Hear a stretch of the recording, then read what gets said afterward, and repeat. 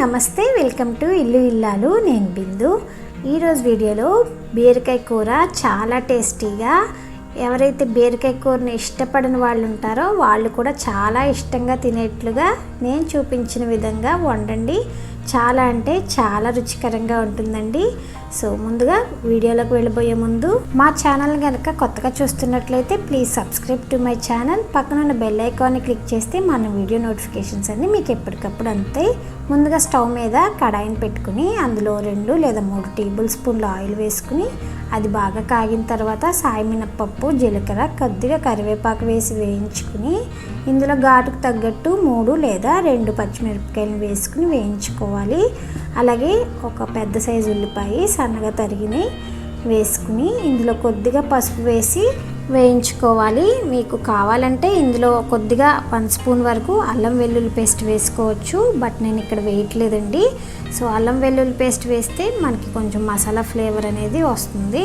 ఇందులో నేను ఇక్కడ లేత బీరకాయలని 3 తీసుకున్నాను. ఇవి సన్నగా తరుక్కుని ఇందులో వేసేసిన తర్వాత ఇవి కొద్దిగా వేగడానికి, ఫాస్ట్గా వేగడానికి కొద్దిగా ఉప్పు వేసుకుంటున్నాను. మళ్ళీ కూరలో మధ్యలో ఉప్పు సరిపోతే మళ్ళీ వేసుకోవచ్చు. సో మగ్గించడానికి కొద్దిగా ఉప్పు వేసి వేయించితే ఇవి త్వరగా మగ్గుతాయి అన్నమాట.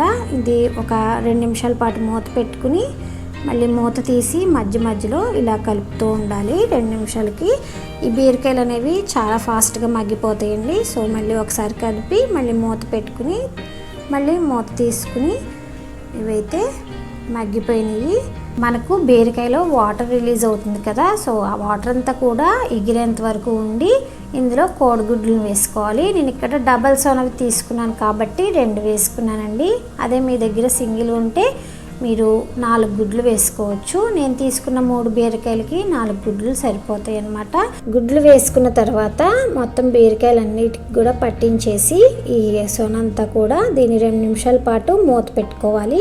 2 నిమిషాలు మూత పెట్టుకుంటే మనకి ఈ ఎగ్ అనేది ఇలా మనం ఆమ్లెట్ వేసుకున్నప్పుడు ఎలా అయితే పొంగుతుందో సో అలా కొద్దిగా పొంగుతుంది. గరిటతో మనం బాగా కలుపుకుని దీన్ని మీడియం ఫ్లేమ్లో ఉప్పు రుచికి సరిపడా చూసి వేసుకుని, ఆల్రెడీ మనం వేసుకున్నాం కాబట్టి సో కారం అలాగే గరం మసాలా వేసేసుకుని దీన్ని మీడియం ఫ్లేమ్లో ఇలా నీరంతా కూడా ఎగిరేంత వరకు ఈ విధంగా ఫ్రై చేసుకోవాలి. దీన్ని అన్నంలోకే కాకుండా రోటీస్లోకి కూడా సర్వ్ చేసేసుకోవచ్చండి. స్టవ్ ఆఫ్ చేసేసుకుని కొత్తిమీరని వేసేసుకుని సర్వ్ చేసేసుకోవడమే. చాలా టేస్టీగా ఈ బీరకాయ కూరని ఇలా వండి చూడండి, తప్పకుండా నచ్చుతుంది. ఈ వీడియో కనుక మీకు నచ్చినట్లయితే లైక్ చేయండి, షేర్ చేయండి, సబ్స్క్రైబ్ చేయండి. Thanks for watching.